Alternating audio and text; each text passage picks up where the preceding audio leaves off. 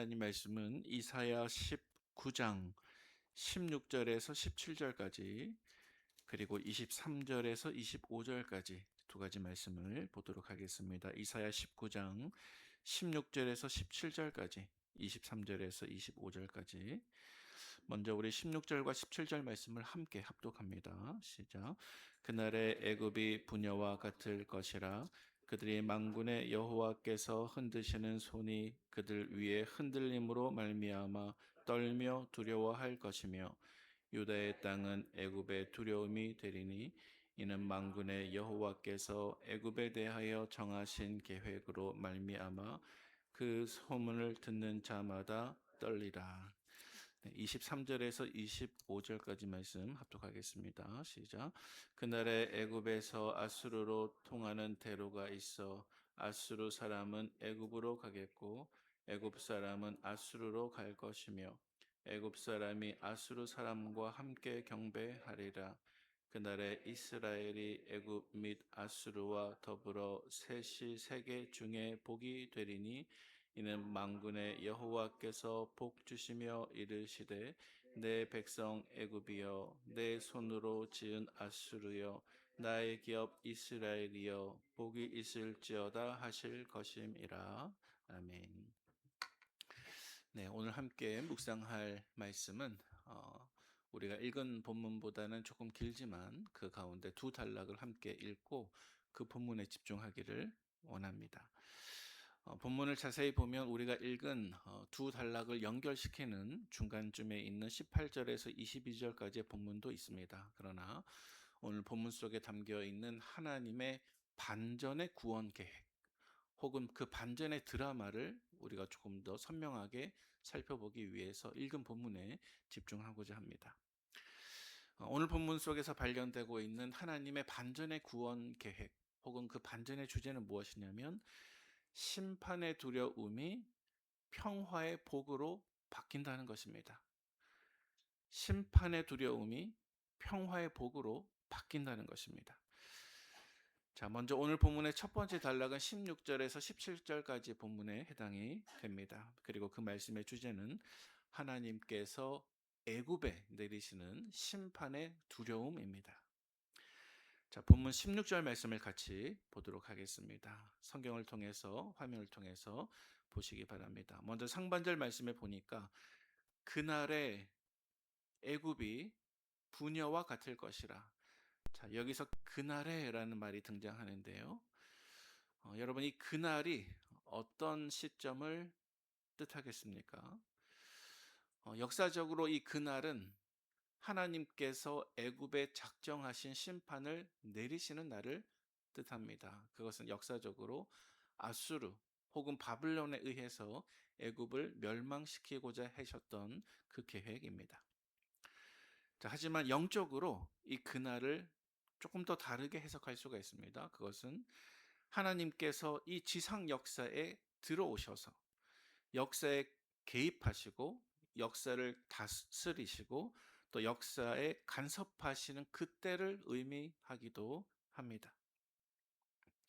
이 그날을 영적으로 해석할 때 우리는 발견할 수가 있습니다. 우리 하나님께서는 우리의 아버지로서 이 땅을 다스리시고 이 땅을 통치하시고 또한 이 땅을 심판하시는 하나님이십니다. 자, 상반절 말씀에 보니까 그날의 애굽이 부녀와 같을 것이라. 여기서 부녀와 같다고 하는 것은 과거에 용맹했던 애굽의 그 용맹이 사라졌고 과거에 힘이 있었던 애굽에게 그 강한 힘이 모두 다 사라져 버린 상태를 의미합니다. 16절 하반절 말씀 보시기 바랍니다. 그들이 만군의 여호와께서 흔드시는 손이 그들 위에 흔들림으로 말미암아 떨며 두려워할 것이며 그랬습니다. 자, 여기서 여호와께서 흔드시는 손이 무엇이겠습니까? 이것은 하나님께서 권능으로 애굽을 심판하시기 위해서 애굽 위에 들어 올리신 그 심판의 손을 뜻하는 것입니다. 자, 그다음 17절 말씀입니다. 말씀을 한번 보시기 바랍니다. 우리 17절 상반절 말씀에 이렇게 기록하고 있습니다. 상반절 말씀에 유다의 땅은 애굽의 두려움이 되리니 그렇게 말씀하고 있습니다. 애굽의 두려움이 무엇이라고요? 유다의 땅이 애굽의 두려움이 된다라고 말씀하고 있습니다. 원래 유다는 애굽에 비하면 매우 작은 나라입니다. 힘이나 외형적인 면에서 결코 비교가 될 수가 없습니다. 자, 그런데도 오늘 본문 말씀은 놀랍게도 그 작은 유다의 땅이 애굽의 두려움이 될 것이다. 두려움이 된다고 말씀하고 있습니다. 자, 이 말이 가지고 있는 뜻은 무엇이냐면 유다 땅의 힘 때문에 애굽이 두려워하는 것 아닙니다. 하지만 그 유다 땅에 계신 심판의 하나님 때문에 애굽이 두려워한다는 것입니다. 유다 땅에 계신 하나님의 심판의 뜻이 반드시 이루어지기 때문에 애굽이 그 유다 땅을 두려워하게 된다는 것입니다. 자, 그래서 하반절 말씀에 보니까 이는 만군의 여호와께서 애굽에 대하여 정하신 계획으로 말미암아, 이 계획이 무슨 계획일까요? 심판의 계획이죠. 그 계획으로 말미암음이라. 그 소문을 듣는 자마다 떨리라 라고 말씀하고 있습니다. 마치 저 옛날 모세 시대 때 출애굽 때처럼 지금 애굽은 유다 땅에 계신 그 하나님께서 우리를 심판하신다는 사실을 바라보면서 하나님이 계신 저 유다 땅을 두려워하는 것입니다. 자, 그래서 우리가 읽었던 첫 번째 단락인 16절과 17절 말씀을 요약하면 애굽은 살아계신 하나님, 또 심판하시는 하나님을 깨닫고 그 하나님을 두려워하게 되었다라고 하는 주제가 바로 첫 번째 단락의 주제입니다. 이제 오늘 우리가 읽었던 두 번째 단락으로 넘어가도록 하겠습니다. 두 번째 단락은 23절에서 25절까지 말씀인데요. 이 두 번째 단락이 가지고 있는 본문의 주제는 하나님께서 애굽을 심판하신 이후에 나중에 일어나게 될 일인데요. 그 나중에 일어나게 될 일이 무엇이냐면 하나님이 심판하실 이 애굽을 포함해서 애굽뿐만이 아니라 모든 이 세상 열방 전체가 회복되고 구원받는다고 하는 평화의 복에 가는 소식입니다. 자, 먼저 23절 말씀을 보도록 하겠습니다. 우리 23절 말씀을 같이 한번 봉독하겠습니다. 시작. 그날에 애굽에서 아수르로 통하는 대로가 있어 아수르 사람은 애굽으로 가겠고 애굽 사람은 아수르로 갈 것이며 애굽 사람이 아수르 사람과 함께 경배하리라. 아멘. 자, 23절 상반절 말씀에 이렇게 말씀하고 있습니다. 그날에 애굽에서 아수르로 통하는 대로가 있어. 대로가 있다고 말씀합니다. 자, 이 말씀을 곰곰이 생각해 보면 여러분 애굽은 이스라엘에 비하면 그 위치가 북쪽과 남쪽 중에 어디에 있습니까? 더 남쪽에 있죠. 자, 그런데 오늘 본문에 아수르도 등장하는데 아수르는 이스라엘과 비교하면 이스라엘의 남쪽과 북쪽 중에 어디에 있습니까? 더 북쪽에 있죠. 자, 그래서 애굽에서 아수르로 가는 대로를 생각하면 그 대로가 어떤 나라를 반드시 지나야 되겠습니까? 이스라엘을 반드시 지나야 됩니다. 그렇죠? 남쪽 애굽에서 북쪽 아수르로 통하는 대로가 있다고 그랬는데 이 대로는 반드시 위치상 이스라엘을 지나야 됩니다. 자, 따라서 오늘 본문 상반절 말씀에 말씀하고 있는 이 대로는 지리적으로 애굽과 아수르의 중간쯤에 있는 그 이스라엘 나라를 뜻할 수 있습니다. 자, 역사를 살펴보면 이 두 강대국들 사이에 놓여 있던 이 이스라엘, 이 대로는 사실상 전쟁의 대로였습니다. 이 대로는 사실상 수탈과 침략의 대로였습니다. 자, 그런데 23절 말씀을 가만히 살펴보면 이것은 침략이나 전쟁이나 수탈이 아니라 평화의 대로인 것을 말씀하고 있습니다. 그날에 애굽에서 아수르로 통하는 대로가 있어 아수르 사람은 애굽으로 가겠고 애굽 사람은 아수르로 갈 것이며, 자, 그래서 과거의 전쟁의 대로였고 수탈과 침략의 대로였던 이 곳이 이제는 평화의 대로로 바뀐 것을 노래하고 있습니다. 자, 뿐만이 아닙니다. 이 길이 이스라엘 남쪽 애굽 사람과 이스라엘 북쪽 아수르 사람이 함께 와서 하나님을 경배하는 길이 된다라고까지 말씀하고 있습니다. 그래서 23절 하반절 말씀에 보니까 애굽 사람이 아수르 사람과 함께 무엇을 하리라요? 경배하리라. 경배하리라. 이렇게 말씀하고 있습니다.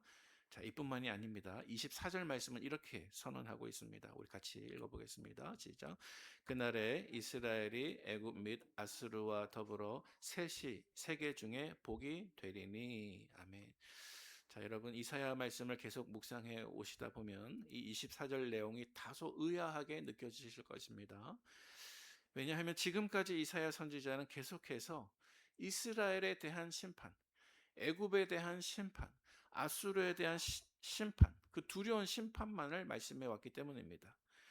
자, 그런데 갑자기 오늘 이 본문 속에서 이스라엘도 애굽도 아수르도 모두 다 회복될 것이고 이 셋이 함께 이 세계 중에서 복이 될 것이다라고 선언하고 있습니다.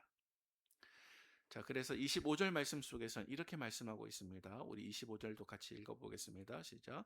이는 만군의 여호와께서 복 주시며 이르시되 내 백성 애굽이여 내 손으로 지은 아수르여 나의 기업 이스라엘이여 복이 있을지어다 하실 것임이라. 아멘. 자, 방금 읽은 25절 말씀에 보니까 하나님께서 애굽과 아수르를 부르실 때 어떤 칭호를 사용하고 계십니까? 내 백성 애굽이요, 내 손으로 지은 아수르요. 여러분 우리도 이 본문을 읽을 때 다소 의아하지만 선지자 이사야를 통해서 이 말씀을 선포받았던 저 이스라엘 사람들은 아마도 커다란 충격에 빠졌을 것입니다. 왜냐하면 구약 성경 속에서 내 백성, 내 손으로 지은 백성과 같은 칭호는 오직 선민들인 자기 자신들, 이스라엘 사람들에게만 하나님께서 사용하시는 줄로 알았기 때문입니다. 자, 그런데 오늘 본문 속에서 하나님께서는 이스라엘의 원수와 같았던, 이스라엘의 적과 같았던 그 애굽과 아수를 향해서 내 백성, 내 손으로 지은 내 자녀들이라고 말씀하고 계십니다. 여러분 이것이 무슨 뜻일까요? 이것은 바로 복음의 말씀입니다. 이것이 바로 복음의 의미입니다. 하나님께서 육적인 혹은 혈통적인 이스라엘에게만 주셨던 하나님의 자녀라는 칭호를 폐지하시고 이스라엘 자녀가 아닌 이방인들, 심지어는 그들의 원수와 같았던 저 애굽과 아수르 사람을 향하여 너희도 내 자녀이고 너희도 내 손으로 지은 내 백성이라고 선언하고 계시는 것입니다. 다시 말해서 이제부터는 이방인이라도 심지어는 이스라엘의 원수들이라도 하나님의 자녀가 될 수가 있습니다. 하나님의 구원의 대상이 될 수가 있습니다. 그들 또한 회복될 수가 있습니다. 자, 그런데 이 일이 언제부터 일어나게 되는 일입니까? 우리 다시 24절 말씀 보시기 바랍니다. 오늘 보면 24절 상반절 말씀에 제일 앞에 이렇게 기록하고 있습니다. 그날에 이스라엘이 애굽 및 아수르와 더불어서 셋이 세계 중에서 복이 되리니. 자, 그러면 여러분 이 그날이 언제일까요? 여러분 이 그날은 메시아이신 예수 그리스도께서 이 땅에 오신 바로 그날입니다. 이 그날은 예수 그리스도께서 죄인들과 하나님 사이에 화평이 되셔서 나의 죄를 위해서 십자가를 지신 바로 그날입니다. 이 그날은 또 예수님께서 죄와 죽음을 이기시고 부활하신 생명의 그날입니다. 또 이 그날은 예수님께서 승천하셔서 우리들에게 성령을 보내주신 바로 그날입니다. 또 마지막으로 이 그날은 종말론적인 의미도 가지고 있습니다. 예수님께서 이 땅에 왕으로 재림하실 바로 그날에 예수 그리스도의 복음을 통해서 구원을 얻은 모든 인류가 우리 주님 앞에 서 있을 때 주님께서는 오늘 본문 25절 말씀처럼 말씀하실 것입니다. 내 백성 애굽이여 내 손으로 지은 아수르여 나의 기업 이스라엘이여 복이 있을지어다. 아멘. 함께 기도하겠습니다.